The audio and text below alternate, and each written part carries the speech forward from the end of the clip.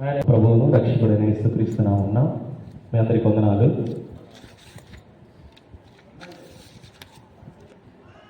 Bible study సందర్భంగా మన మూలవాక్యమైనటువంటి లేఖనం చదువుకుందాము.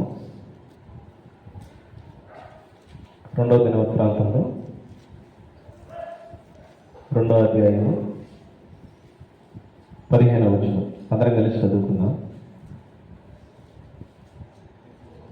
ఇప్పుడు నా ఏలిన వాడు చెప్పి ఉన్న గోధుమలను, ఎవలను, నూనెను, ద్రాక్షారసమును నీ సేవకుల చేతికిచ్చి వారిని సాగనంపిన యెడల.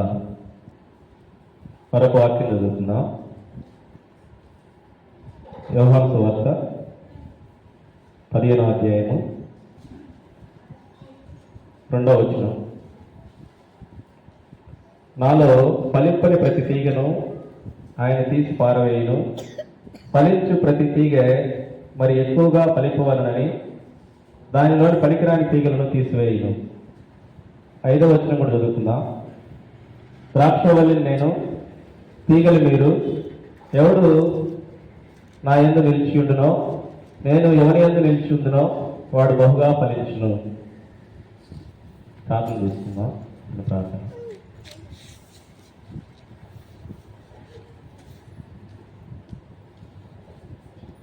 పరిశుద్ధుడా, ప్రేమ నమ్మకంగా మాకు పరలోకిస్తుంది. యేసయ్యా, నీ ఘనమైన నామానికి వందనములు దేవా, స్తోత్రములు చెల్లించుకుంటున్నాను తండ్రి. నాయన ప్రభా, ఈ సమయంలో తండ్రి బైబిల్ స్టడీ సందర్భంగా నాయన ప్రభా నన్ను తండ్రి యేసయ్యా నువ్వు ఏర్పాటు చేసుకున్న విధానాన్ని బట్టి ప్రభా వందనాలు తండ్రి. నాయన ప్రభా, నేను వాక్యం చెప్పడానికి తండ్రి ఎటువంటి అర్హత లేని వాళ్ళు ప్రభా యేసయ్యా. నాయన ప్రభా, ఏ యోగ్యత నాలో లేదు ప్రభా. అయినా నాయన ప్రభా, నీ కృప చొప్పున నన్ను ప్రేమించిన ఆయన ప్రభా నీ వాక్యాన్ని చెప్పడానికి తండ్రి నువ్వు చూపిన కృపను బట్టి ప్రభా వందనాలు స్తోత్రం చెల్లించుకుంటున్నాను దేవా. నా తండ్రి యేసయ్యా, ఈ బిడ్డలకు కావలసినటువంటి మాటలను తండ్రి యేసయ్యా నా నోట వెళ్తుంది తండ్రి ప్రభా. నీ మాటలు తండ్రి ఆయన ప్రభా నాతోను మాతోను మాట్లాడండి తండ్రి యేసయ్యా. నీ మాటలు తండ్రి యేసయ్యా మా హృదయంలో ఉంచుకుని తండ్రి నీ మాటలానుసారంగా నీ వాక్యానుసారంగా తండ్రి మేమందరం కూడా జీవించడానికి సహాయం చేసిన దేవానికి వందనాలు తండ్రి. ఆయన ప్రభా నన్ను తండ్రి నీ సిలువ చాటును ఆయన ప్రభా మరుగుపరుచుకుని తండ్రి ఆయన ప్రభా ఎందుకు పనికిరాని వాడిని తండ్రి యేసయ్యా నీ కృప చూపించుని తండ్రి దయ చూపించుని దేవా సహాయం దయచేయమని నా ప్రభువును రక్షకుడైన యేసుక్రీస్తున్నది పరిశుద్ధ నామమున స్తుతించి ప్రార్థించి అడిగి వేడుకుంటున్నాను పరమ తండ్రి. ఆమేన్.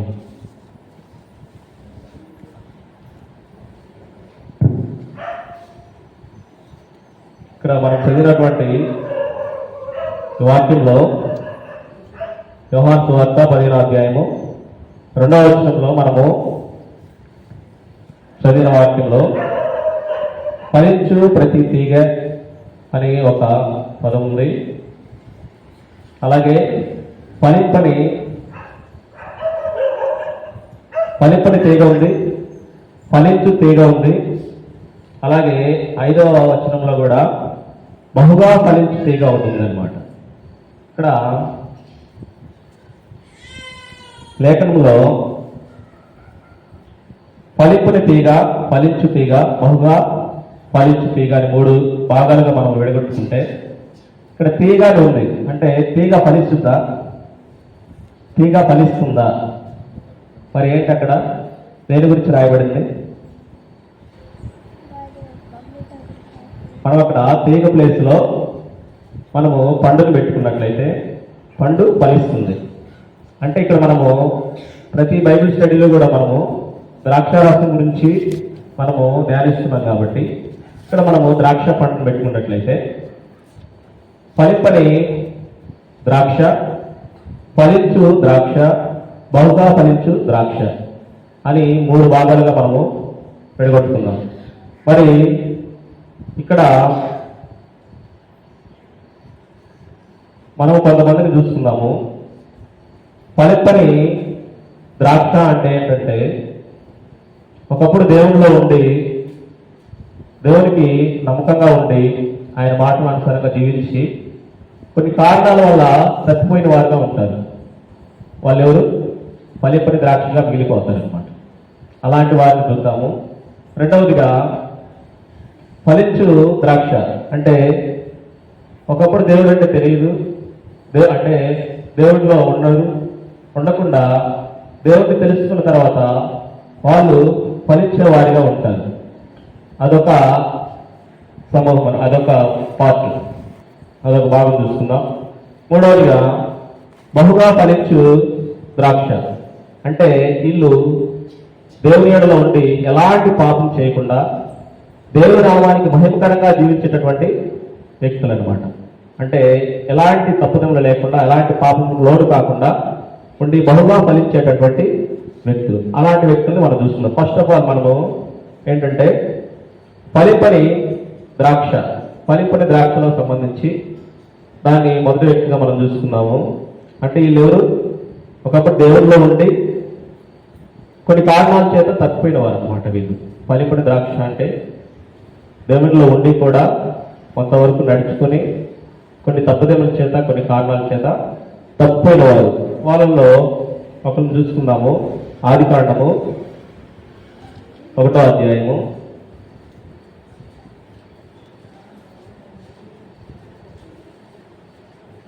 27, 28వ వచనం చదువుతున్నాం. దేవుడు తన స్వరూపమునందు నరుని సృజించెను, దేవుడి స్వరూపమందు వారిని సృజించెను, స్త్రీనిగాను పురుషునిగాను వారిని సృజించెను. దేవుడు వారిని ఆశీర్వదించెను. ఎట్లనగా మీరు ఫలించి అభివృద్ధి పొంది విస్తరించి భూమిని నిండించి దానిని లోబర్చుకున్నాడు. చాలు. అయితే దేవుడు ఏమంటున్నాడంట, తన పోలిక చొప్పున నరుని సృజించి అతనిని ఫలింపజేసి అభివృద్ధి పొందించాలని దేవుడు కోరుతున్నాడు. అయితే ఇక్కడ ఆదామును హవ్వను సృజించినట్లుగా మనకు తెలుస్తుంది. మరి వారు ఆ ఏదోని తోటలో ఉంటా ఉన్నారు. ఏదోని తోటలో ఉండి సంతోషంగా, చాలా హ్యాపీగా దేవుడితో మాట్లాడుతూ, అలాగే దేవుడి మాటలు వింటూ సంతోషంగా ఉన్నారు. కొన్ని రోజులు బాగున్నారు. అయితే దేవుడు వారికి ఒక ఆజ్ఞని ఇచ్చాడు. ఏమని ఆజ్ఞ ఇచ్చాడు చూద్దాం రండి. 2వ అధ్యాయము 16వ వచనం చదువుకుందాం. మరియు దేవుడైన యెహోవా ఈ తోటలో ఉన్న ప్రతి వృక్ష ఫలములను నీవు నిరభ్యంతరముగా తినవచ్చును. అయితే మంచి చెడ్డలు తెలియనిచ్చు వృక్ష ఫలములను తినకూడదు. నువ్వు వాటిని తిని దినమున నిశ్చయముగా చచ్చును అని నరునికి ఆజ్ఞాపించును. అయితే దేవుడు ఒక ఆజ్ఞ ఇచ్చాడు. దేవుడు ఏమని చెప్పాడు? ఈ వృక్షం ఇక్కడ ఏదైనా తోటలో ఉన్నటువంటి ప్రతి ఫలము నువ్వు తినవచ్చు, కానీ ఒక ఫలం మాత్రం నువ్వు తినకూడదు అని దేవుడు చెప్పాడు. అయితే దేవుడు చెప్పింది మరి ఆదాము చేశాడా? అప్పటి వరకు దేవుడితో బాగున్నాడు, అప్పటి వరకు దేవుడితో మాట్లాడిన వ్యక్తిగా ఉన్నాడు, సంతోషంగా ఉన్న వ్యక్తిగా ఉన్నాడు. ఆ చివరికి ఆమెకు ఆయన నుండి వచ్చినటువంటి హవ్వ ఆ సాతాను మాటలకు లోబడి ఆ పండుని తిని ఆ పండుగలో కొన్ని తీసుకొచ్చి ఆదాముకు కూడా ఇవ్వడం జరిగింది. ఆదాము కూడా క్వశ్చన్ చేశాడా, నువ్వు ఎందుకు తిన్నావు? తినకూడదు కదా, మరి మన దేవుడు మనకు చెప్పాడు కదా, ఈ ఆజ్ఞని ఇచ్చాడు కదా, మరి ఈ ఆజ్ఞను మనకు లోబడకుండా మనం ఎందుకు తినాలి అని క్వశ్చన్ చేశాడా? చేయలేదు. ఒక్క మాట కూడా మాట్లాడకుండా తినేశాడు అనమాట. తినడం వల్ల ఏమొచ్చింది వాళ్ళకి? శాపం వచ్చింది అనమాట. అంటే దేవుని మాటను అతిక్రమించిన వారిగా ఉన్నారు. దేవుని మాటను అతిక్రమించడం వల్ల మరి దేవుని కోపం రాదు. ఇంకా నా బిడ్డలు నా స్వరూపం నేను చేస్తున్నాను వీళ్ళని, మరి వీళ్ళని అభివృద్ధి పొంది ఫలించి అభివృద్ధి పొందించాలని అనుకున్నానే, కానీ వీళ్ళు నా మాట వినకుండా శాపం తెచ్చుకున్నారని చెప్పి వాళ్ళ మీద కోపించి వాళ్ళని ఏం చేశారంట, ఏదైనా తోటలో నుంచి పంపించేసి. అంటే ఆదాము అవ్వ కొన్ని రోజులు ఫలించు ద్రాక్షగా ఉండి ఏ తప్పిదం చేశారు? దేవుని మాట వినకుండడం వల్ల శాపం తెచ్చుకున్నారు. అంటే ఫలింపని ద్రాక్షగా మారిపోయారు అనమాట మళ్ళీ. ఆ విధంగా ఆదాము అవ్వ పడిపోయిన వారిగా ఉన్నారు. మరి ఇంకొక వ్యక్తిని చూద్దాము. మొదటి సమూయేలు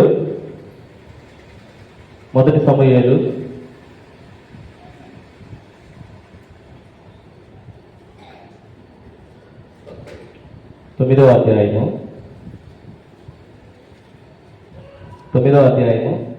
1వ వచనం 2వ వచనం చదువుతున్నాం. అబీయాకు పుట్టిన బెకోరతు కుమారుడైన సెరూయకు జననమైన అబీయేలు కుమారుడు కీసు అను బెన్యామీను ఒకడుండెను. కీసు భాగ్యవంతుడకు ఒక బెన్యామీనీయుడు, అతనికి సౌలు అనొక కుమారుడుండెను. అతడు బహు సౌకర్యము గల యవ్వనుడు. ఇశ్రాయేలీలో అతని పాటి సుందరుడు ఒకడునూ లేడు. అతడు భుజములు మొదలుకొని పైకి ఇతరుల కంటే ఎత్తుగా గలవాడు. చాలున్నా. అయితే ఇక్కడ సౌలు గురించి ఫస్ట్ మనము ఆదాము అవ్వ గురించి తెలుసుకున్నాం. తర్వాత రెండోదిగా సౌలు గురించి. మరి ఇశ్రాయేలుని ఆ రోజుల్లో రాజులు లేనప్పుడు సమూయేలు న్యాయాధిపతిగా ఉంటూ వాళ్ళకి ఏదన్నా తగాదులు వచ్చినప్పుడు వారి మధ్య న్యాయం తీర్చడానికి సమూయేలు ఉండేవాడు.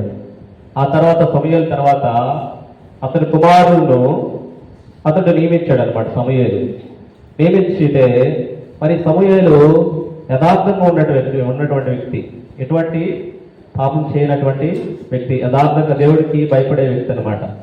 అలాంటి వ్యక్తి యొక్క కుమారులు ఇద్దరు కూడా అతను పోలినట్టు నడుచుకోకుండా ధనాపేక్షలై లంచం పుచ్చుకుంటూ న్యాయమును తిప్పి చెప్పేవాళ్ళు అనమాట. అంటే ఎవరైతే డబ్బులు ఎక్కువ ఇస్తారో వాళ్ళకే న్యాయం చెప్పేవాళ్ళు.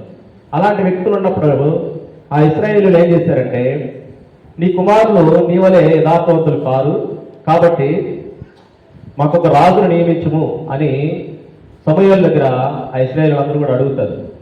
అడిగినప్పుడు సమూయేలు దేవునికి ప్రార్థన చేసి, మరి ఇశ్రాయేల్ జనాంగము ఇలా అడుగుతున్నారు, మరి ఒక రాజును నియమించమని చెప్పి ఉన్నారు కదా, మరి నేనేం చేయాలని సమూయేలు ప్రార్థన చేసినప్పుడు అప్పుడు దేవుడు సమూయేలుకి, ఇప్పుడు మనం చదువుకున్నాం కదా, ఆ సౌలుని రాజుగా నియమించమని చెప్తాడనమాట. అప్పుడు ఆ సమూయేలు సౌలు దగ్గరికి వెళ్ళి ఏం చేస్తాడో చూడండి. 9వ అధ్యాయము 17వ వచనం చూసుకుంటే దేవుడు చెప్తాడు ఏమని, సమూయేలుకి చెప్తాడు. ఏమని చెప్తాడంటే 17 అన్న 9:17 సౌలు సమూయేలునకు కనబడగానే యెహోవా, ఇతడే నేను నీతో చెప్పిన మనిషి, ఇదిగో ఇతడే నా జనులను ఏలునని అతనితో సెలవిచ్చిను.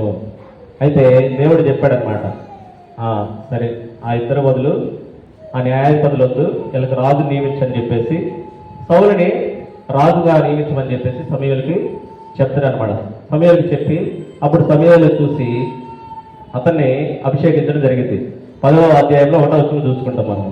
అప్పుడు సమూయేలు తైలపు గుడ్డు పట్టుకొని సౌలు తల మీద తైలం పోసి అతను ముద్దు పెట్టుకుని, యెహోవా నిన్ను అభిషేకించి తన స్వాస్థ్యం మీద అధిపతిగా నియమించున్నాడని చెప్పి అన్నాడు.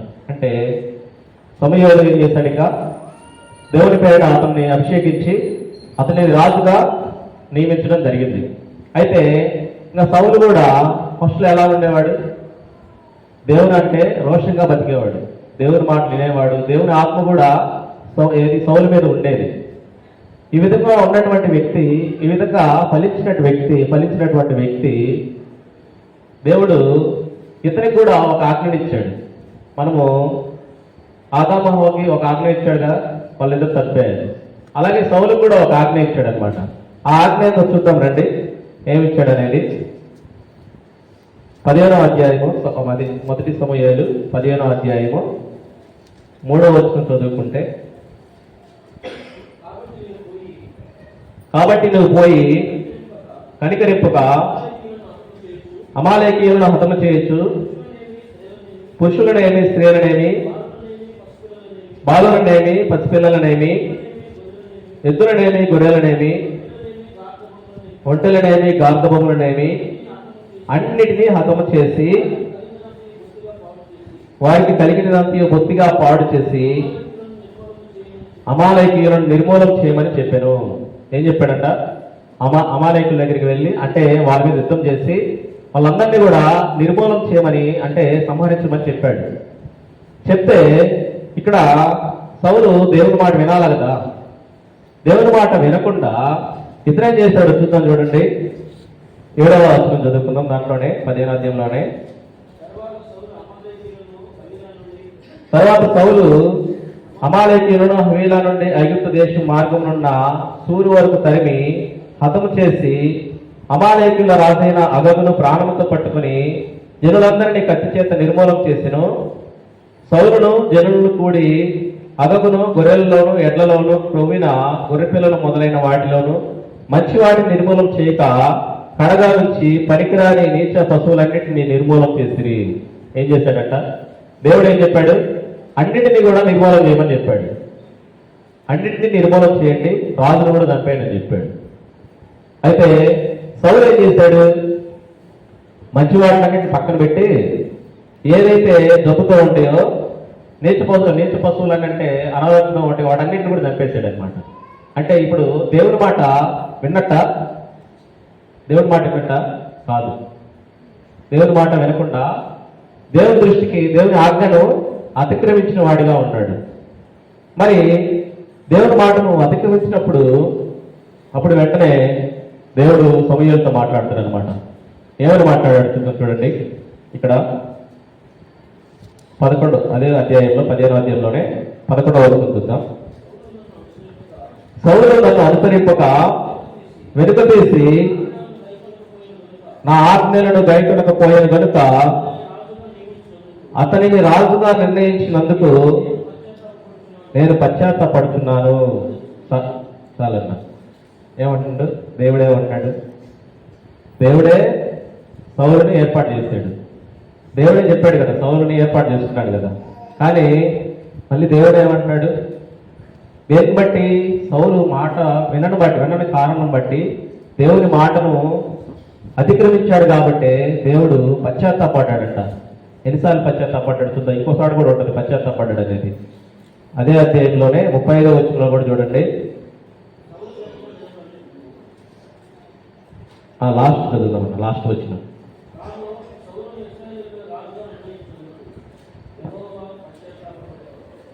అదే అన్న. మరియు తాను సౌలును ఇశ్రాయేలు మీద రాజుగా నిర్ణయించినందుకు యెహోవా పశ్చాత్తాపడెను. చూడండి దేవుడు ఎంత బాధపడి ఉంటాడు అంటే, నా మాట వినకుండా నేను ఏర్పాటు చేసినటువంటి రాజు నా మాటనే అతిక్రమించాడు అని చెప్పి దేవుని మాటని అతిక్రమించిన వ్యక్తిగా సౌలు ఉన్నాడు. అంటే ఒకప్పుడు పలిచి ద్రాక్షగా ఉన్నటువంటి సౌలు దేవుని మాటకి లోబడి దేవునికి దృష్టికి రోషంగా బతికినటువంటి సౌలు చివరికి ఏమయ్యాడు? దేవుని మాటను అతిక్రమించి దుష్కార్యం అంటే చెడుతనం నడిచిన వ్యక్తిగా, అంటే దేవుని మాటని అతిక్రమించిన వ్యక్తిగా ఉన్నాడు. అలాగే ఉన్నాడు. ఇంకా ఏం చేశాడు చూద్దాం చూడండి. ఇంకా ఏం చేశాడంటే, దావీదును కూడా ఇప్పుడు ఫిలిస్తీన్లు చెప్పినప్పుడు జనాలందరూ కూడా, స్త్రీలందరూ కూడా అంటారు కదా, ఏమని అంటారు? సౌలుకి 1000 కొలది, దావీదుకి 10,000 కొలది శత్రువులను సంహరించాడు అని చెప్పి అని వాళ్ళు పాడుతూ ఉంటారు అనమాట. ఆ మాట ఎవరికి నచ్చలేదు? సౌలుకి నచ్చల. ఇదేది రాజునైనటువంటి నన్ను ఎక్కువగా పొగడకుండా దావీదుని పొగుడుతున్నారని చెప్పి అతని మీద కూడా ఏం చేశారు? ద్వేషం పెంచుకున్న వాడిగా ఉన్నాడు. అతన్ని చంపాలని చూశాడు అనమాట. అదొకటి తప్పు. 2 తప్పులు చేశాడు. ఇంకా ఈ విధంగా చేసినప్పుడు దేవుడు ఏం చేస్తాడు? ఇంకా అతని యొక్క దేవుని ఆత్మ అతని మీద ఉంటుంది? ఇంకా ఉండదు. దేవుని ఆత్మ అతని మధ్య నుండి తీసివేసి దావీదుకి, తర్వాత దావీదు ఒక చదువుకుంటాం మనము, దావీదు మీద ఉంచుతాడు అనమాట. అప్పుడు దేవుని నుండి ఒక దురాత్మ ఒకటి వచ్చి సౌలు మీద వచ్చింది అనమాట. అది కూడా జరుగుతుందని చూడండి. 31వ అధ్యాయము, అదే మొదటి సమయంలోనే 31 కాదన్నా 16వ 16వ అధ్యాయము 14 వచనం చూడండి.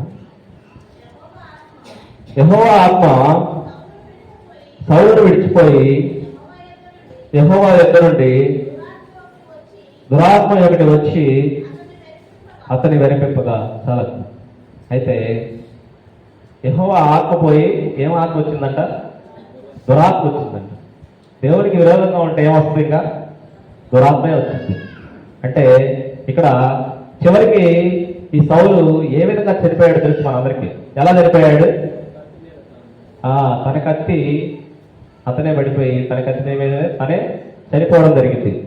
అంటే అతను ఆయుధం మోసేవాడు ఉంటాడు కదా, యుద్ధానికి వెళ్ళినప్పుడు ఈ సున్నతి లేనటువంటి ఫిలిస్తీన్లు నన్ను చప్పటి చేయాలా అని చెప్పేసి వీళ్ళు చెప్పేదానికంటే నువ్వే నన్ను చప్పని తన ఆయుధములు మోస్తాడు కదా, అతనికి చెప్తాడు అనమాట. అతను చెప్తే అతను భయపడతాడు. నేను చప్పడం ఎట్లా, నేను చంపలేను అంటే తన కత్తి తీసుకుంటానే చంపుకుంటాను అనమాట. ఆ విధంగా ఫలింపని ద్రాక్షగా మిగిలిపోయిన వ్యక్తిగా ఉన్నాడు. ఎవరు? సౌలు. ఇప్పుడు మనం ఇద్దరు నేర్చుకున్నాం. ఒకటి ఆదాము హవ్వ, రెండోది వచ్చేసి సౌలు. వీళ్ళు ఒకప్పుడు ఫలించి ద్రాక్షవల్లిగా ఉండి కూడా ఇప్పుడు ఫలింపని ద్రాక్షగా మారిపోయిన వారుగా ఉన్నారు. ఇంకొకరు చూసుకున్నాం చూడండి. మొదటి సమయాలు 16వ అధ్యాయము 12వ వచనం. అతడు వాని పిలువనంపించి లోపలికి తోడుకొని వచ్చెను. అతడు ఎర్రని వాడును, చక్కని నేత్రములు గలవాడును, చూచుటకు సుందరమైన వాడునై ఉండెను.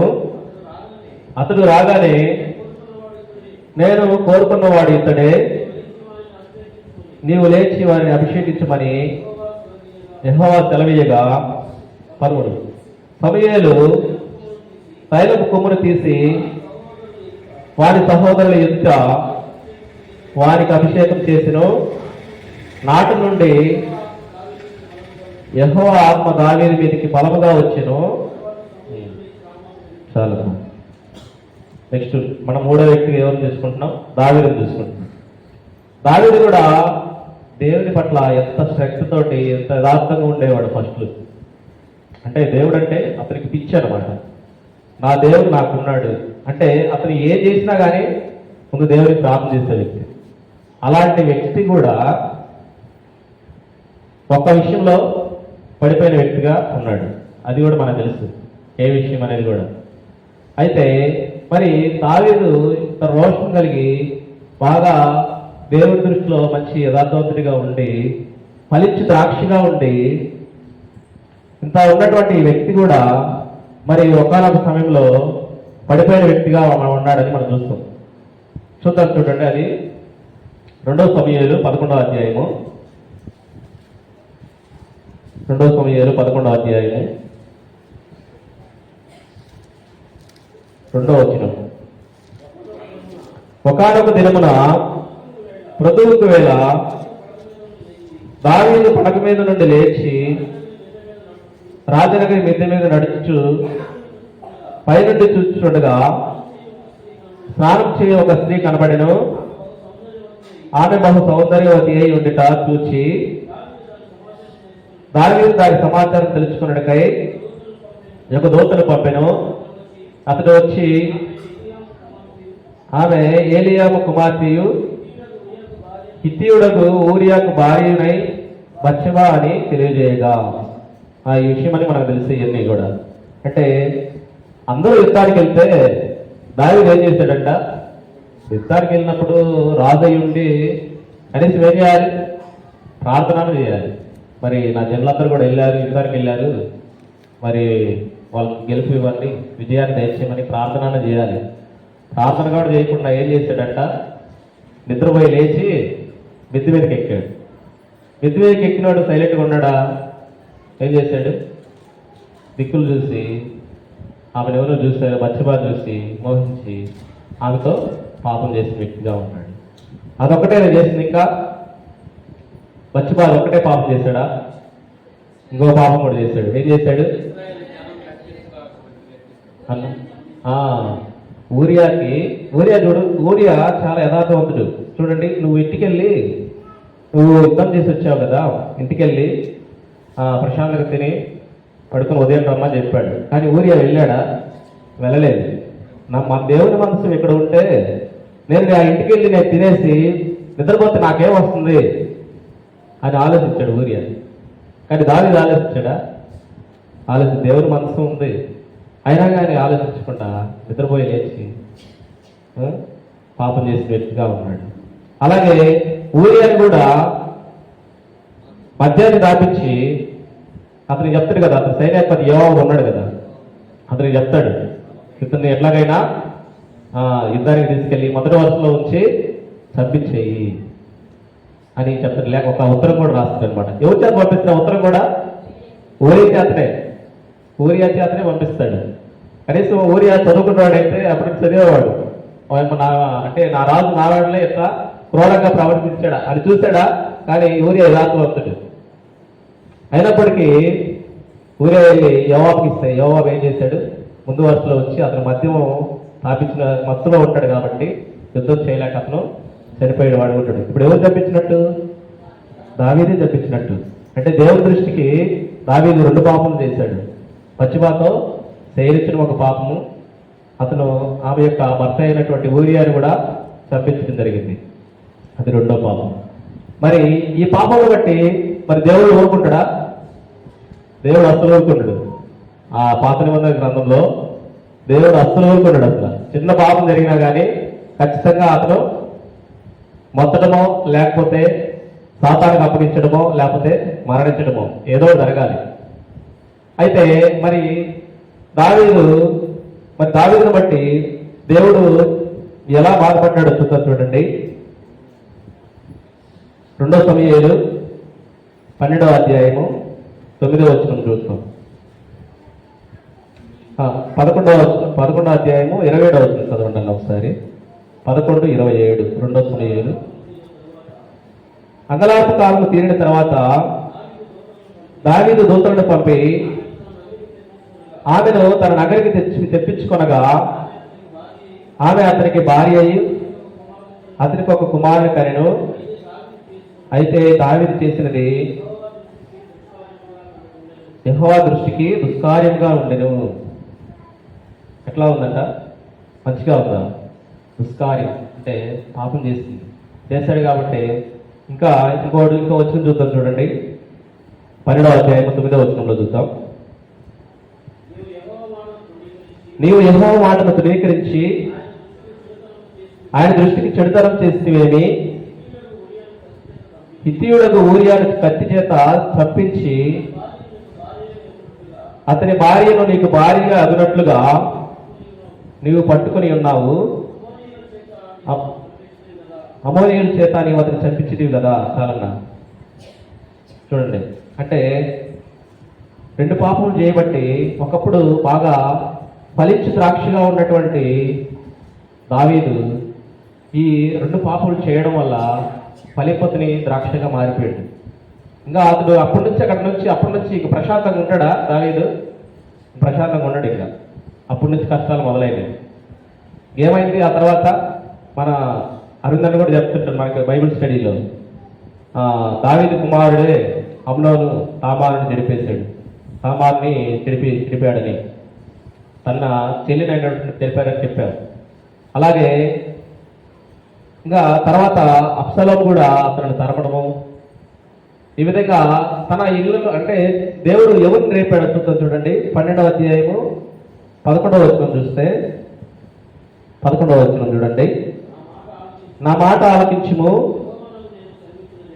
యెహోవా నాకు నేను సెలవిచ్చినది ఏమనగా, నీ ఇంటి వారి మూలమననే నేను నీకు అపాయము పుట్టింతును. నీవు చూచుచుండగా నేను నీ భార్యను తీసి నీ చేరువు వారికి అప్పగించేదను. చాలన్నా చూడండి, తన ఇంట్లో వాళ్ళనే రేపాడు దేవుడు, తన కుమారులనే రేపి తన శత్రువులుగా చేశాడు. ఈ విధంగా దావీదు ఒకప్పుడు ఫలించి ద్రాక్షగా ఉండి ఈ దుష్కార్యం చేయడం వల్ల, ఈ చెడుతనం నడవడం వల్ల దేవుడి దృష్టికి హేయుడుగా ఉన్నాడు, ఫలింపని ద్రాక్షగా మారిపోయాడు. మనము ఇప్పుడు 3 చూసుకున్నాం కదా. ఆదాము హవ్వ ఒకప్పుడు బాగానే ఉన్నారు, దేవుని మాటను అతిక్రమించాడు. తర్వాత సౌలు కూడా దేవుని మాటని అతిక్రమించాడు. అలాగే దావీదు కూడా ఏం చేశాడు? దేవుడి దృష్టికి చెడుతనం చేసి దుష్కారం చేసిన వ్యక్తిగా మనం చూసుకున్నాం. ఆ తర్వాత నెక్స్ట్ ఇంకొక అర్థం చూసుకుందాం. చూడండి, 1 రాజులు 4వ అధ్యాయము 29-30.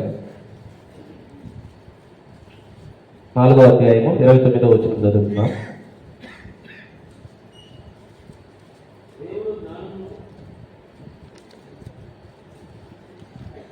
చదవన్నా.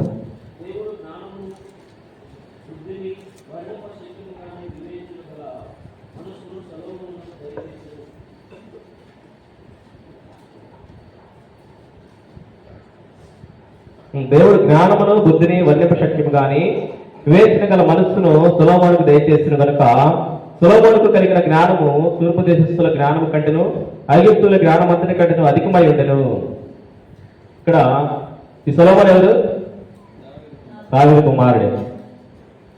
అయితే ఇక్కడ సొలొమోను కూడా ఎలాంటి వాడంట? ఫస్ట్ చాలా జ్ఞానవంతుడు. అంటే జ్ఞానం కూడా ఎవరు ఇచ్చారు? దేవుడే ఇచ్చాడు. దేవుడి ప్రతిదీ కూడా దేవుడే ఇచ్చాడు. దేవుడికి మొరపెడతాడు కదా సొలొమోను, నాకు బంగారం వద్దు, వెండి వద్దు, ఈ గొర్రెలు ఎట్లా ఇన్ని ఏమొద్దు కానీ నాకు జ్ఞానం దయచేయమని ప్రార్థన చేస్తాడు ఫస్ట్. అంటే అంత ఆత్మీయంగా ఉన్న వ్యక్తి అనమాట. అలాంటి ఆత్మీయంగా ఉన్నటువంటి వ్యక్తి అడిగినప్పుడు దేవుడు ఇవ్వకుండా ఉంటాడా? ఖచ్చితంగా ఇచ్చాడు. జ్ఞానములు ఇచ్చిన తర్వాత మరి ఎలా ఉండాలి? ఫస్ట్ చాలా బాగున్నాడు అనమాట. దావీదు వలే మంచిగా ఉన్నాడు, దేవుని దృష్టికి అనుకూలంగా ఉన్నాడు. మరి దేవుడు అడుగుతాడు కదా, దావీదుని అడుగుతాడు, నాకు ఒక మందిరాన్ని కట్టించదని దావీదుని అడిగితే, మరి దావీదు పాపం చేయబట్టి దావీదు మందిరాన్ని కట్టాడా? కట్టలేదు. ఆ నెక్స్ట్ ఎవరికి వచ్చింది? ఆ భాగ్యం వచ్చేసి సొలొమోనుకి వచ్చింది. మరి సొలొమోను కూడా మందిరాన్ని కట్టించిన వ్యక్తిగా ఉన్నాడు. అక్కడ ఉన్న వారందరికంటేనే అతను తూర్పు దేశస్థుల జ్ఞానము కంటేను ఐగుప్తుల జ్ఞానం అంతటి కంటేను అధికమై ఉండెను. అంటే అంతటి గొప్పవాడు అనమాట సొలొమోను. అలాంటి గొప్ప వ్యక్తిగా ఉండి ఫలించు ద్రాక్షగా ఉండి ఉన్నటువంటి వ్యక్తి కూడా మరి ఇతనికి కూడా దేవుడు ఒక ఆజ్ఞని ఇస్తాడనమాట. ఇతడు ఆ ఆజ్ఞని ఏమిచ్చాడని చూద్దాం. చూడండి, 1 రాజులు 9వ అధ్యాయము 1 రాజులు 9వ అధ్యాయము 1వ వచనం.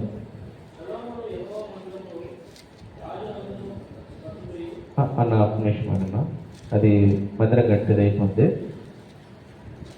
11వ అధ్యాయం అన్న, 11వ అధ్యాయము 1వ వచనం చూడన్నా. మోయాబీయులు, ఎదోమీయులు, అమోనీయులు, సిదోనీయులు, హిత్తీయులు అను జనులు మీ హృదయములను తమ దేవతలతో త్రిప్పుదురు కనుక వారితో సహవాసం చేయకూడదనియు వారిని మీతో సహవాసం చేయనీయకూడదనియు యెహోవా ఇశ్రాయేలుకు సెలవిచ్చి ఉన్నాడు. అయితే రాజైన సొలొమోను ఫరో కుమార్తెను గాక ఆ జనుల్లో ఇంకా అనేక మంది పరస్త్రీలను మోహించి కామాతురత గలవాడై వారిని ఉంచుకొనుచు వచ్చెను. చూడండి ఏం చేశాడు. అసలు వాళ్ళ దగ్గరికి వెళ్ళకూడదు. వాళ్ళు ఆ స్త్రీలు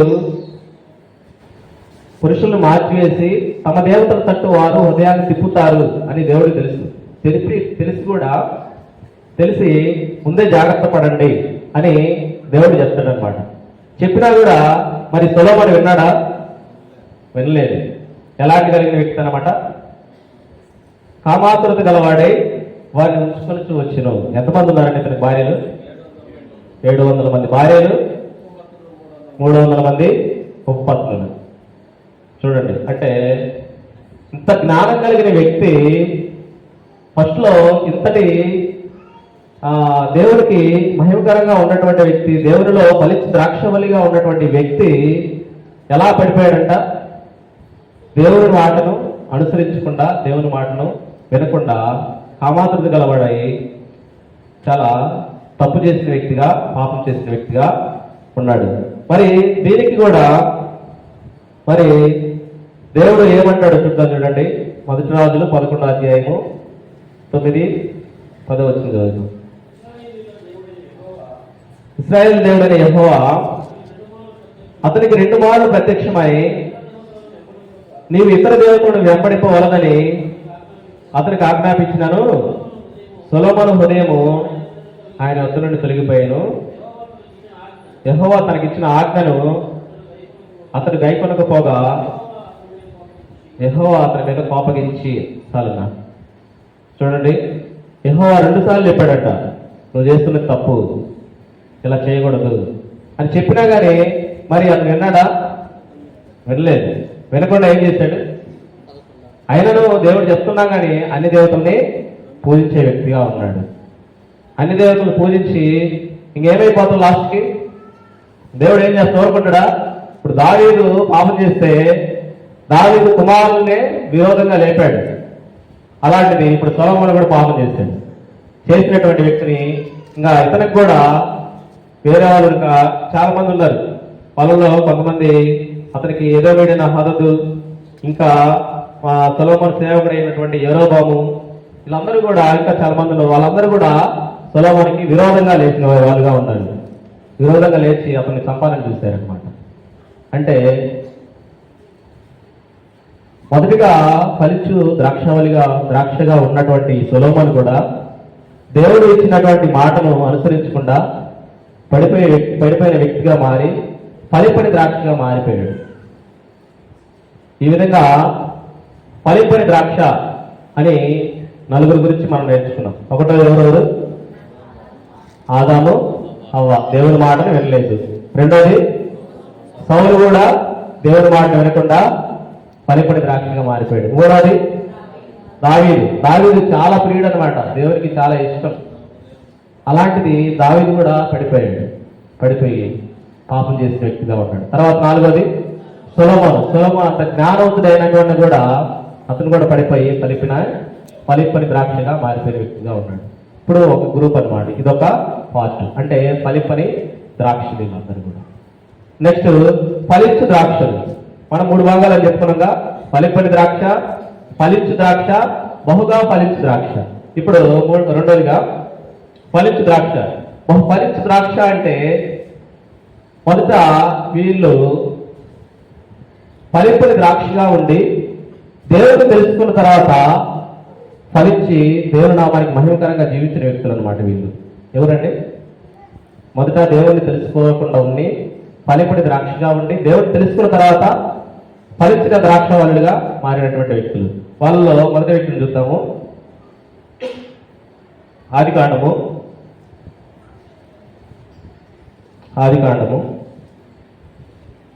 12వ అధ్యాయము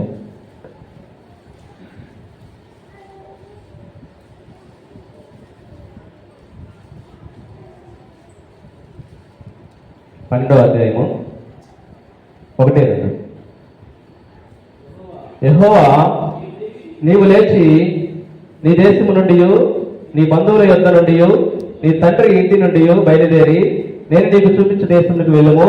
నిన్ను గొప్ప జనముగా చేసి నిన్ను ఆశీర్వదించి నీ నామమును గొప్ప చేయుదును. నీవు ఆశీర్వాదముగా నుండువు. నిన్ను ఆశ్రయించి వారిని ఆశ్రయించెదను, నేను దూషించి వారిని శపించెదను. భూమి యొక్క సమస్త వంశముడి యందు ఆశీర్వదించబడునని అబ్రాహాముతో అనగా. ఇక్కడ అబ్రహాం కాదు, అబ్రాము. మరి అబ్రాము దేవుని పిలిచాడు. మరి అబ్రాము ఫస్ట్ దేవుడు అంటే తెలుసు అబ్రాముకి? దేవుడు అంటే తెలియదు అసలు. ఆయన ఏం చేస్తుండేవాడు? విగ్రహారాధన చేస్తుండేవాడు. విగ్రహారాధన చేసి అసలు దేవుడు అంటే ఎవరు కూడా తెలియదు. అలాంటి తెలియని దేవుడు చెప్తే దేవుడి మాటని విని వాళ్ళందరిని వదిలిపెట్టి వస్తాడు అనమాట. దేవుడు చూపించే స్థలానికి వస్తాడు. అంటే దేవుడి మాటను ఇతడు విన్నాడా లేదా? విన్నాడు లేదా? ఖచ్చితంగా విన్నాడు. దేవుడి మాటకు భయపడే వ్యక్తి ఇతను. దేవుడి మాట అంటే దేవుడు ఎవరో తెలియదు, అయినా కానీ దేవుడి మాట విన్నాడు. మరి ఇంతకుముందు మనం చెప్పుకున్నాం కదా, దేవుడు అంటే తెలియదా వాళ్ళకి? బాగా తెలుసు. దేవుడు అంటే ఇష్టం కూడా వాళ్ళకి. అలాంటి వ్యక్తులు కూడా పడిపోయారు. కానీ అబ్రాహాముకి దేవుడు అంటే తెలుసా? తెలియదు. తెలియకపోయినా కానీ దేవుడి మాటకి తల ఎక్కి దేవుడి మాటను బట్టి వాళ్ళందరినీ కూడా వదిలిపెట్టేసి దేవుడి మాటను బట్టి వచ్చేస్తాడు అనమాట. వచ్చినప్పుడు దేవుడు ఏమంటాడు, నిన్ను సమస్త జనులకు తండ్రిగా చేస్తానని వాగ్దానం చేస్తాడు అనమాట. మరి వాగ్దానం చేసిన వాడు ఖచ్చితంగా నిరూపిస్తాడు. కాబట్టి మరి అబ్రాహాము కూడా దేవుడి మాటకి తలయొగ్గి అతను దేవుడు చెప్పిన మాట వింటాడనమాట. అలాగే 17వ అధ్యాయము 5-6 వచనం చదువుతాం చూడండి. మరియు ఇక మీద నీ పేరు అబ్రాహాము అనబడదు, నిన్ను అనేక జనములకు తండ్రిగా నియమించిన కనుక నీ పేరు అబ్రహాము అనబడను. చాలన్నా. అంటే ఇక్కడ దేవుడు అబ్రాహామును కూడా పరీక్షిస్తాడు. అసలు ఇతను నా మాట విన్నాడు, ఓకే, ఇతను నా యందు ఇంకా భక్తిని చూపిస్తున్నాడా, ఇంకా బైబిల్ కలిగి ఉన్నాడా లేదా అని చెప్పి తన కుమారుడు, ఏకైక కుమారుడైనటువంటి ఇస్సాకును బలిగా ఇవ్వమని చెప్తాడు. ఇస్సాకును బలిగా ఇవ్వమంటే దేవుడు అబ్రహాము వెనుక తీశాడా? తీలా. దేవుడు అడిగిన దాన్ని ఖచ్చితంగా నేను ఇవ్వాల్సిందే, దేవుడు నాకు ఇచ్చాడు కాబట్టి దేవుడు అడిగిండు, నేను భయపడతానని చెప్పి ఏం చేశాడు చూద్దాం చూడండి.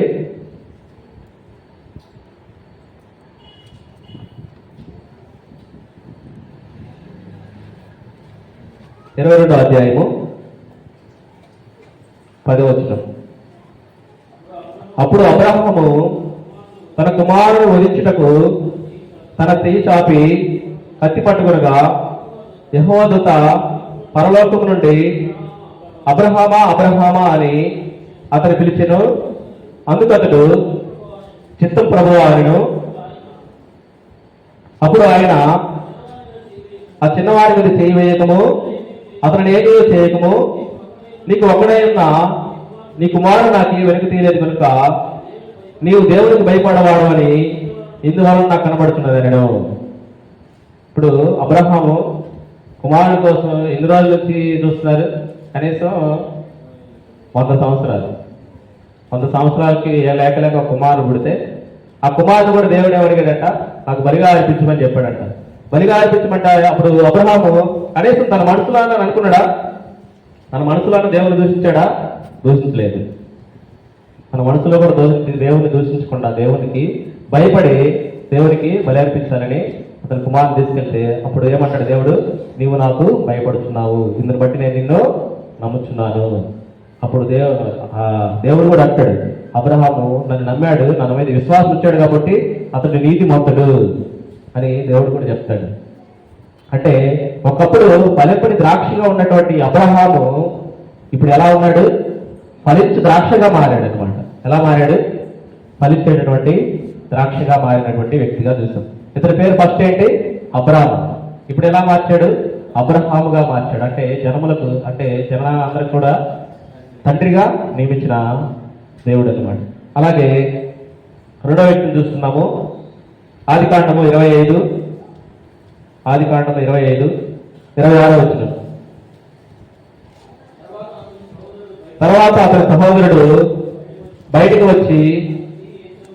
వచ్చినప్పుడు అతని చెయ్యి ఏశావు మడిమను పట్టుకొని కనుక అతనికి యాకోబు అని పేరు పెట్టబడిను.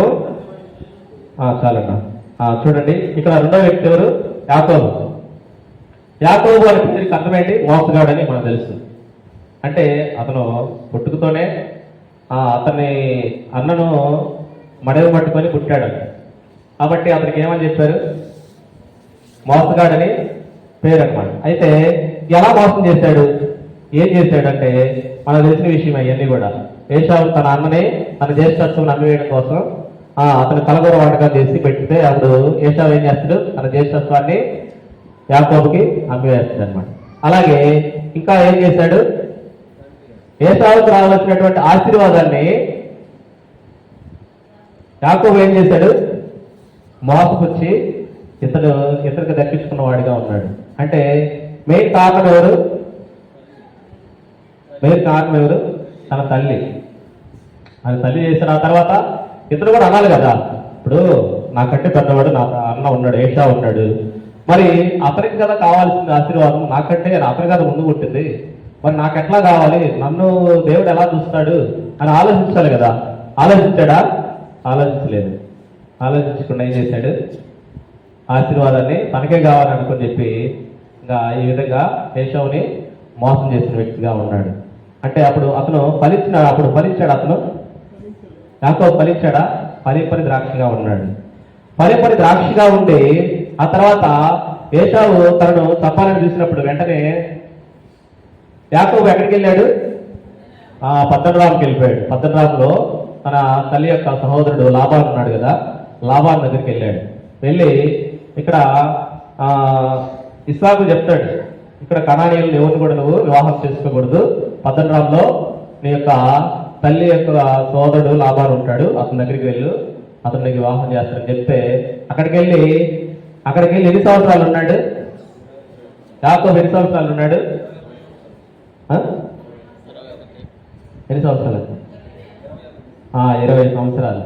7 సంవత్సరాలు 6 సంవత్సరాలు. అయితే మరి లాబాను ఇతను మోసం చేసి వెళ్ళాడు కదా, మరి లాబాను ఏం చేస్తుంది? ఇతను కూడా మోసం చేస్తుంది. ఎలా చేస్తుంది మోసం? యాకోబు ఏమో రాహేల్ అంటే ఇష్టం, కానీ ఎవరు చేశాడు? లేయా చేశాడు, అది మోసం చేశాడు. అలాగే మేకలు ఉన్నాయి కదా, వాటిని కూడా ఇస్తానని చెప్పి ఇవ్వకుండా మోసం చేసిన వ్యక్తిగా ఉన్నాడు అనమాట. ఇలా ఉన్నటువంటి ఫలింపని ద్రాక్షగా ఉన్నటువంటి ఈ వ్యక్తి చివరికి ఎలా మారాడో చూద్దాం. చూడండి, మోసగాడుగా ఉన్నటువంటి వ్యక్తి దేవుని తెలుసుకుని దేవుడికి భయపడి ఆ తర్వాత ఏం చేశాడంటే ఆదికాండము 32 అధ్యాయము 28వ వచనం. 32వ అధ్యాయము 28వ వచనం. అప్పుడు ఆయన నీవు దేవునితోనూ మనుషులతోనూ పోరాడి గెలిచితివి కనుక ఇక మీదట నీ పేరు ఇశ్రాయేలే గాని యాకోబు అనబడిందని చెప్పాను. అలాగే 35వ అధ్యాయము 9-10 చదువుతామన్నా. 35:9-10. యాకోబు పద్దనరాము నుండి వచ్చుండగా దేవుడు తిరిగి అతనికి ప్రత్యక్షమై అతను ఆశీర్వదించును. అప్పుడు దేవుడు అతనితో నీ పేరు యాకోబు, ఇక మీదట నీ పేరు యాకోబు అనబడదు, నీ పేరు ఇశ్రాయేల్ అని చెప్పి అతనికి ఇశ్రాయేల్ పేరు పెట్టాను. సరే, అయితే ఈ విధంగా యాకోబుగా ఉన్నటువంటి ఈ మోసగాడిగా ఉన్నటువంటి ఈ వ్యక్తిని దేవుడు మార్చి ఆశీర్వదించి ఇశ్రాయేలుగా పేరు మార్చాడు. ఇంతకుముందు మనము అబ్రాహాము చూసాం కదా, అబ్రహాముగా మార్చాడు, యాకోబును ఇశ్రాయేలుగా మార్చాడు.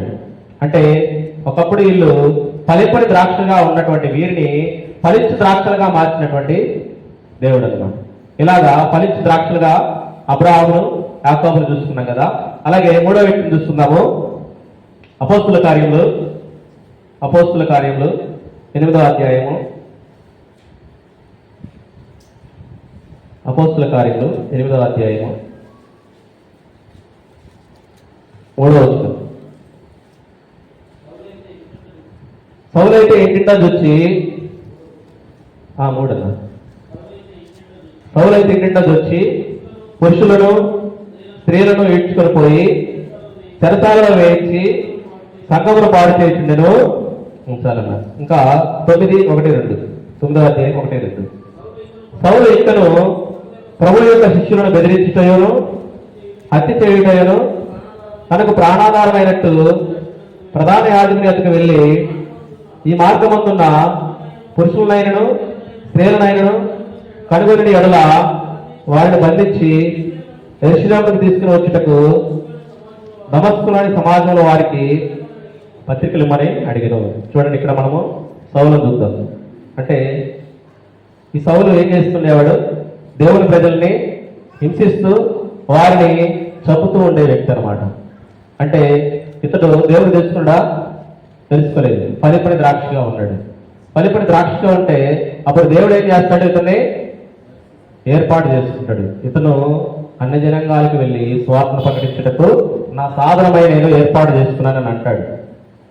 నేను అతన్ని ఒక పాత్రగా నేను వాడుకుంటానని చెప్పి అని అంటాడు. అక్కడ 13వ అధ్యాయము 9వ వచనంలో చూస్తాం. చూడండి, 13వ అధ్యాయం 9వ వచనం. అందుకు పౌలు అనబడిన సౌలు పరిశుద్ధాత్మతో నిండిన వాడై. చూడండి, ఇంతకుముందు ఇతను ఎలాంటి వాడు సౌలు అనే ఎలాంటి వాడు? దేవుడి ప్రజల్ని హింసిస్తూ వారిని హతమారుస్తూ వాళ్ళని చంపేటటువంటి వ్యక్తిని దేవుడు మార్చాడు అనమాట. ఎలా మార్చాడు? సౌలుగా ఉన్నటువంటి వ్యక్తిని పౌలుగా మార్చాడు. అంటే ఇంక మనకు తెలుసు పౌలు ఏ విధంగా సేవ చేశాడు, ఏ విధంగా పరిచర్య చేశాడో మనకు తెలుసు. అపోస్తులందరికంటే గొప్పగా పరిచర్య చేసినటువంటి వ్యక్తి అన్నమాట. అంటే ఒకప్పుడు పలిపుడి ద్రాక్షగా ఉన్నటువంటి ఇతను దేవుడిని తెలుసుకున్నాక ఫలించు ద్రాక్షగా మారిపోయాడు అనమాట. అంటే సౌలు పౌలుగా మారిపోయిన వ్యక్తిగా చూశారు. ఇక్కడ ఫలించు ద్రాక్ష అని రెండో భాగం చదువుకున్నాం కదా మనము. ఎంతమంది చూసాము? 3 చూసాం. అబ్రహాముగా మార్చాడు, యాకోబును ఇశ్రాయేలుగా మార్చాడు, సౌలును పౌలుగా మార్చాడు. అంటే ఫలింపుని ద్రాక్షలైనటువంటి వీరిని ఫలించు ద్రాక్షవలుగా మార్చినటువంటి గొప్ప దేవుడు అనమాట. ఇంకా మన 3వ భాగం ఏం చెప్పుకున్నాం? బహుగా ఫలించు ద్రాక్ష. బహుగా ఫలించు ద్రాక్ష వాళ్ళ గురించి చూద్దాం. చూడండి, 1వది ఆదికాండము 37:28.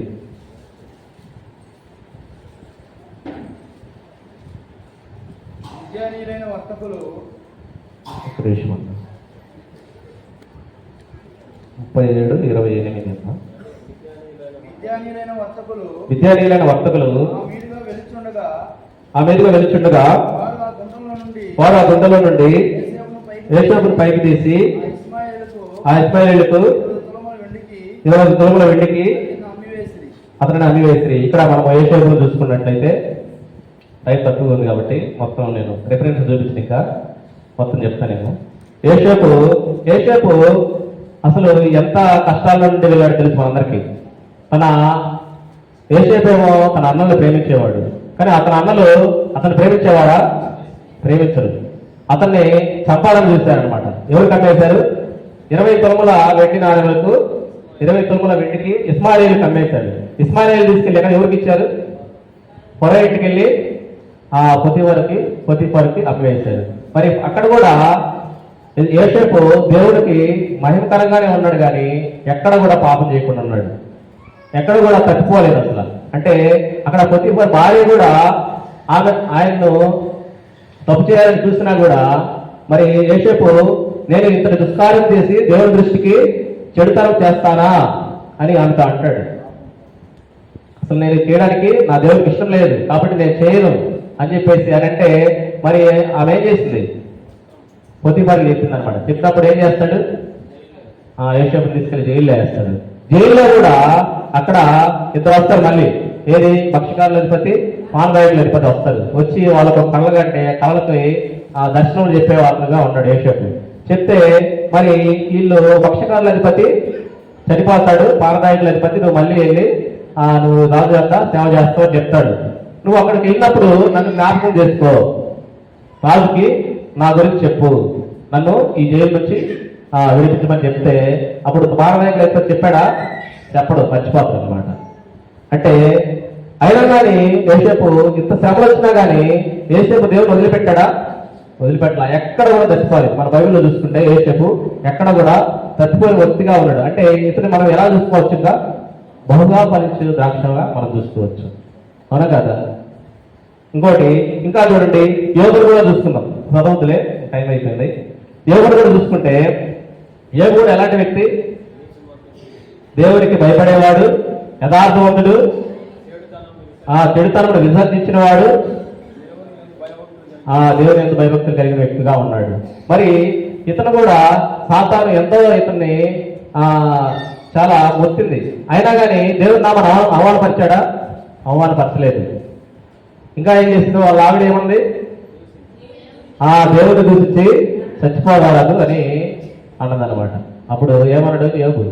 మూర్ఖురాలు మాట్లాడినట్టు మాట్లాడద్దు, నా దేవుడు నాకున్నాడు, నా దేవుడు అంటాడు కదా. అంటే సాతాను ఫస్ట్ తన కుమారుల్ని తనకు కలిగిన యావదాస్తిని మొత్తం తీసేసినప్పుడు ఏమో ఒక మాట అంటాడు. ఏమంటాడు చూద్దాం చూడండి. యెహోవా ఇచ్చిన యెహోవా తీసుకున్నాను, యెహోవా నామమునకు మహిమ కలుగును గాక. కంటిన్యూ చదవండి. ఈ సంగతులు ఏ విషయం అందులో యోగు ఏ పాపంలో చేయలేదు. చూడండి, దేవుడు అన్యాయం చేశాడు అని తన మనసులో కూడా అనుకోలేదంట. ఆ తర్వాత అతని ఫ్రెండ్స్ కూడా వచ్చారు, స్నేహితులు వచ్చి నీ కుమారులు ఇట్లా తప్పు చేశారు కదా, నీ కుమారుల యొక్క దోషం నీ మీదకి వచ్చిందేమో అని కూడా అంటారు. అని అంటే మీరు కూడా నన్ను ఎగతాళి చేయడానికి వచ్చారని అని అంటాడు. కానీ దేవుడు నా అవమానపరిచాడా? అవమానపరచలా. వాళ్ళే దేవుడి దృష్టికి చెడుతము నడిచిన వారుగా ఉన్నారు. ఎవరు? ఆ ముగ్గురు స్నేహితులు. వాళ్ళ పట్ల మళ్ళీ యోగు ఏం చేయాలి? బలి అర్పించి దేవుడికి ప్రార్థన చేయాలి, లేకపోతే వాళ్ళు ఏమవుతారు? చనిపోతారు. అలాంటిది యోగు అసలుకి అన్ని కష్టాలు వచ్చినా కాబట్టి ఏది యోషోబు ఇంట్లో అలాంటి కష్టాలు పడ్డాడో యోగు కూడా అలాంటి కష్టాలు పడినప్పుడు కూడా అతడు దేవుని నామాన్ని మహిమపరిచాడు. ఎక్కడ కూడా తప్పిపోయిన వాడుగా లేడు. కాబట్టి ఇతని మనం ఎలా చెప్పుకోవచ్చు? బహుగా ఫలించు ద్రాక్షగా చెప్పుకోవచ్చు. ఇంకా మనం మూడో వ్యక్తిని చూసుకున్నట్లయితే దానియేలు కూడా ఉన్నాడు. దానియేలు కూడా ఎలాంటి వ్యక్తి? రోజుకి 3 సార్లు ప్రార్థన చేసే వ్యక్తి. తర్వాత దేవుని దర్శనములు కూడా ఇతని కూడా చెప్తాడు అనమాట. యోసేపు చెప్తాడు, ఇక్కడ దానియేలు కూడా దర్శనాలు చెప్తా ఉంటాడు. అయితే ఇప్పుడు అక్కడ దానియేలు ఏం చేస్తారు? సింహాల బోన్లో వేస్తారు. వేసినా కానీ అతను భయపడ్డా? భయపడలేదు. భయపడకుండా దేవుని నామాన్ని మహిమకరంగా జీవించాడు కాబట్టి అతను బహుగా ఫలించినటువంటి ద్రాక్షగా మనం చెప్పుకోవచ్చు. బహుగా ఫలించినటువంటి ద్రాక్షని ఎంతమంది చెప్పుకున్నాం మనము? ముగ్గురు చెప్పుకున్నాం. ఒకటి వచ్చేసి యోసేపు, రెండో వచ్చేసి యోబు, మూడోది వచ్చేసి దానియేలు. ఈ విధంగా మనము ఫలించిన ద్రాక్ష, ఫలించు ద్రాక్ష, బహుగా ఫలించు ద్రాక్ష, ఈ 3 భాగాలుగా చెప్పుకున్నాం. మరి ఇంత వాక్యం ఉన్నటువంటి మనము ఏ ద్రాక్షగా ఉన్నాం? ఫలించు ద్రాక్షగా ఉన్నామా? ఫలింపని ద్రాక్షగా ఉన్నామా? బహుగా ఫలించు ద్రాక్షగా ఉన్నామా? అది మనము పరీక్షించుకోవాలి. అది ఈ విధంగా దేవుడు తన వాక్యంలో దీవించి ఆశీర్వదించుగాక.